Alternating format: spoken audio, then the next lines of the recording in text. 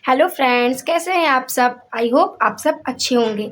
Okay friends, तो आज का जो वीडियो है वो आप सभी स्टूडेंट जो खासकर जो फ्रेशर हैं, जिन्होंने अपनी बीएड या फिर जो भी डिग्री कंप्लीट किया किसी या फिर उन्होंने अपना ग्रेजुएशन कंप्लीट किया और उनको आगे किसी कंपटीशन एग्ज़ाम की तैयारी करनी है, पर उनको समझ में आ नहीं रहा है कि वो कैसे कहाँ से किस बेस से चीज़ों को स्टार्ट करें।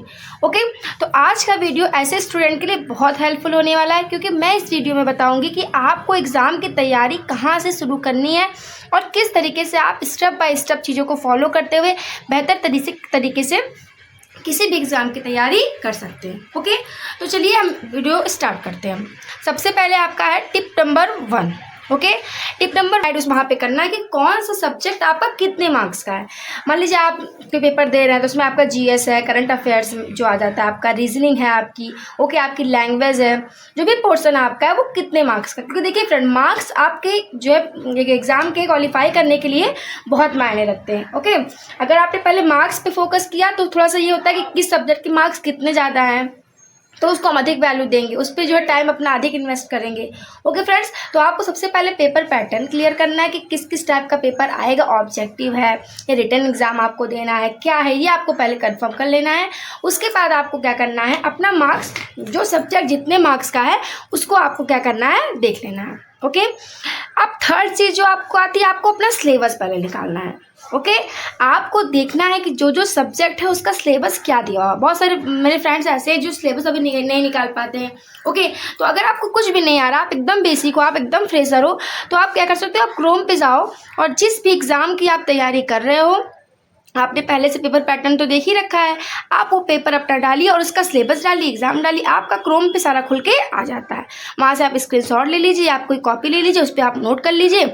उससे आपको आपके सिलेबस का आइडिया हो जाएगा कि पेपर में जो भी सब्जेक्ट हैं आपके, उसमें सिलेबस आपका क्या क्या है। ओके फ्रेंड्स, तो आपको सिलेबस पूरा अच्छे से देखना है सभी सब्जेक्ट का। ओके, आई होप आपको बातें समझ में आ रही होंगी। फोर्थ टॉपिक ये कि आपको देखना है कि उस सब्जेक्ट में से किस सब्जेक्ट पे आपका कमांड ज़्यादा अच्छा है। मान लीजिए आपकी इंग्लिश अच्छी है, मान लीजिए आपकी हिंदी अच्छी है, मान लीजिए आपका हिस्ट्री का पोर्शन अच्छा है, ज्योग्राफी का पोर्शन अच्छा है, कोई भी पोर्शन जो आपको ज़्यादा अच्छा है, पहले आपको वो देखना है। ओके फ्रेंड्स, इससे ये होगा कि जो सब्जेक्ट आपका ज़्यादा वीक होगा उस पर आपको ज़्यादा मेहनत करनी है। ओके, और जिस सब्जेक्ट में आपको ये लग रहा है कि हाँ इसमें मुझे आता है या मैं इस सब्जेक्ट पे मेरा कमांड अच्छा है, तो उससे क्या हो सकता है, आप उसको बाद के लिए भी डाल सकते हो, ताकि आपका जो प्रेशर उस समय होगा वो कम होगा। आप अचानक से देख रहे हो कि हाँ हिंदी भी आ रही है, इंग्लिश भी आ रही है, आपका जीएस आ रहा है, आपका जो है रीजनिंग भी आ रही है, आपकी मैथमेटिक्स भी आ रही है, तो आपके ऊपर ऑटोमेटिकली एक प्रेशर क्रिएट हो जाता है। ओके फ्रेंड्स, तो वहाँ पे अगर आप ये क्लियर कर लोगे कि किस सब्जेक्ट पे आपका कमांड अच्छा है, तो आपकी आधी प्रॉब्लम क्या हो जाएगी, सॉल्व हो जाएगी। आप पहले जिस सब्जेक्ट को आप नहीं समझ पा रहे हो, नहीं जान रहे हो, उस पर पहले आप फोकस करो, उसके बाद जिस सब्जेक्ट पे आपका कमांड है उसको बाद में रखो। ओके फ्रेंड्स, तो टिप नंबर 5 जो है वो टॉपिक वाइज है। आपने सिलेबस लिया, ओके, तो आप पहले क्या करोगे, सारे सिलेबस को नोट करोगे। फिर आपको ये नहीं चाहिए जहाँ से पढ़ना आपने स्टार्ट कर दिया सिलेबस में।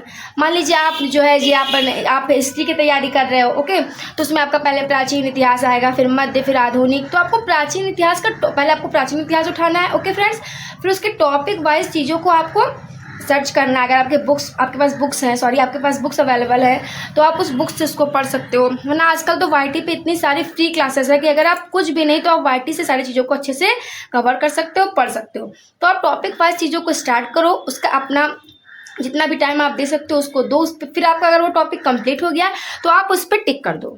ओके फ्रेंड्स, ताकि आपको ये कंफर्म हो जाएगा कि जब आप देखोगे कि मैंने कितना पढ़ा, तो आपको एक आइडिया हो जाएगा कि हाँ मैंने टॉपिक वाइज कितनी चीज़ों को कवर कर लिया है, उस पर फिर आप टिक करते चले जाओगे, तो इतना आपको क्लियर हो जाएगा कि हाँ मेरे इतने टॉपिक्स क्या हो गए हैं, रेडी हैं। ओके, फिर टिप नंबर आपका अगला है 6। ओके, इसमें क्या करना मैं समझ रही हूँ। इसमें बहुत से बच्चे ऐसे होते हैं जो पढ़ाई के साथ साथ बहुत सारे जॉब भी कर रहे होते हैं, बहुत सारी हाउस वाइफ होती हैं जो अपने घर के काम के साथ साथ अपना पढ़ाई भी देख रही होती हैं, तो उनके लिए टाइम मैनेजमेंट वाली प्रॉब्लम हो जाती है, बहुत ज़्यादा हो जाती है। ओके फ्रेंड्स, फिर आपको एक टाइम टेबल यहाँ पे सेट करके रखना अगर आप किसी भी एग्जाम को क्रैक करना चाहते हो। ये नहीं है कि आपके अंदर कॉन्टिन्यूसली है नहीं, आज आपने 4 घंटे पढ़ लिए और कल फिर आप 1 भी घंटे नहीं पढ़ रहे हो, तो अगर ऐसे आप चीज़ों को फॉलो करोगे तो आपको सक्सेस कभी नहीं मिल पाएगी। ओके, तो आपको टाइम क्या करना है, अपना मैनेज करना है। ओके अगर आप मान लीजिए मैंने आपको पहले ही बताया कमांड, मान लीजिए आपका इंग्लिश में अच्छा कमांड है तो आप इंग्लिश को 10 मिनट रोज़ दे दो, 20 मिनट रोज़ दे दो। बाकी आपका मैथ्स वीक है तो आपने क्या किया, मैथ्स को 1 घंटे दे दिए। ओके अगर आपका करंट अफेयर्स वीक है तो आप डेली बेस पे करंट अफेयर्स अच्छे से पढ़ो, उस पर अधिक टाइम दो, उस पर ज़्यादा टाइम दो। तो इससे क्या होगा, आप पे प्रेशर भी क्रिएट नहीं होगा और आपका टाइम मैनेजमेंट भी अच्छा हो जाएगा। और जब आप टाइम टेबल के साथ पढ़ोगे फ्रेंड्स तो उससे फिर चीज़ें आपको धीरे धीरे समझ में आने लगेगी और आप खुद ही एडजस्ट हो जाओगे कि हाँ इस टाइम पर मुझे ये पढ़ना है, इस टाइम पर मुझे इस पर फोकस करना है। तो फ्रेंड्स ऑल स्टूडेंट्स सभी के लिए जो टाइम ओके फ्रेंड्स तो समझ गए होंगे कि टाइम टेबल आपको मतलब अच्छे से अपना बनाना है। अब टिप नंबर 7 है आपका, जो कि है आपके लिए बहुत इंपॉर्टेंट, वो आपके किसी एग्जाम से रिलेटेड नहीं है, वो आपकी पूरी लाइफ को चेंज कर सकता है। वो है आपका वेरी इंपॉर्टेंट आपका सेल्फ नोट्स। मैंने आपको बताया आप पेपर पैटर्न देखो, सिलेबस देखो, सिलेबस में टॉपिक वाइज आप चीज़ों को पढ़ो और उसका आप खुद से नोट्स बनाओ। ओके जितना ही आप इजी वे में, शॉर्ट्स वे में क्या कहते हैं चीज़ों को लिख सकते हो, जो आपको समझ में आए, आपको वैसे अपने सेल्फ नोट्स बनाने के। ये तो अगर आपको चाहिए तो मैं आपको, सॉरी फ्रेंड्स गर्मी बहुत ज़्यादा हो रही है, फ़ैन भी ऑफ है तो फिर तो आप क्या बोलते हैं, आप बोलिएगा तो फिर मैं आपको एक सेल्फ नोट्स बनाने का एक बहुत अच्छा वीडियो बना के दूंगी कि आप कैसे छोटी छोटी चीज़ों को अपने से रिलेट करके फटाफट अपना सेल्फ नोट्स बना सकते हैं। ओके तो आपको ये क्या करना है कि वेरी इंपॉर्टेंट है कि आपको अपना सेल्फ नोट्स बनाना है। देखिए ये यहाँ पे तो इंपॉर्टेंट है, आप फिर मैं नीचे बताऊंगी इसका सबसे इंपॉर्टेंट रोल कहाँ पे। ओके फ्रेंड्स फिर tip number 8, don't pay focus only one subject. आपको बस कोई मान लीजिए आप घबरा गए कि मुझे मैथ बिल्कुल नहीं आती है, मुझे मैथ आ ही नहीं रही है, मुझे रीजनिंग का पोर्शन आ ही नहीं रहा है, हिस्ट्री तो मैंने पढ़ी ही नहीं है, तो आप पूरा कॉन्सेंट्रेट आप एक ही सब्जेक्ट पे मत कर देना कि हाँ अब आप उसी को लेके बैठ जाओ, फिर आप स्टार्ट करोगे फिर आपको ओके फ्रेंड्स तो आपको एक ही सब्जेक्ट लेके नहीं बैठ जाना, एक ही सब्जेक्ट पे आपको पूरा फोकस नहीं करना है। जो सब्जेक्ट आपका ज़्यादा अच्छा है, ठीक है, जिसको आप बेहतर तरीके से समझते हो, पहले उसको थोड़ा सा पढ़ो। इससे क्या होगा, आपका जो कॉन्फिडेंस है वो थोड़ा सा लेवल अच्छा होगा, तो आपको चीज़ें फिर समझ में धीरे धीरे आने लगेगी। ओके फ्रेंड्स अगला टिप नंबर 9 क्या है कि PYQ मस्ट बी प्रैक्टिस। आपको किसी भी एग्जाम, आप कोई भी एग्जाम देने जा रहे हैं तो आपको उसको PYQ ज़रूर लगाने हैं, क्योंकि देखिए PYQ लगाने के 2-3 फ़ायदे हैं। पहली बात तो आप टाइम मैनेजमेंट सीखेंगे कि आप कितनी जल्दी क्वेश्चन को सॉल्व कर सकते हैं। दूसरा है कि किस टाइप के क्वेश्चन पेपर में आ रहे हैं। तीसरा है कि कहाँ तक यानी किस लेसन तक या किस सब्जेक्ट में किस स्तर तक, किस लेवल तक क्वेश्चन आ रहे हैं। आपको PYQ सॉल्व करने से ये भी आइडिया हो जाता है।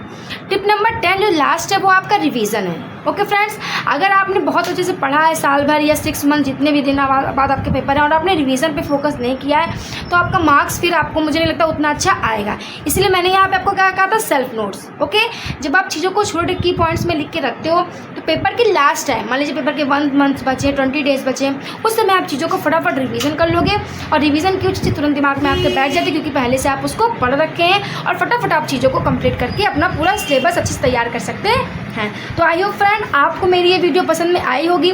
मैं ऐसे ही नई चीज़ें आपके लिए लाती रहूँगी, तो प्लीज़ मेरे चैनल को सब्सक्राइब करें, मेरे वीडियो को लाइक करें और शेयर करें। Okay friends thanks for watching.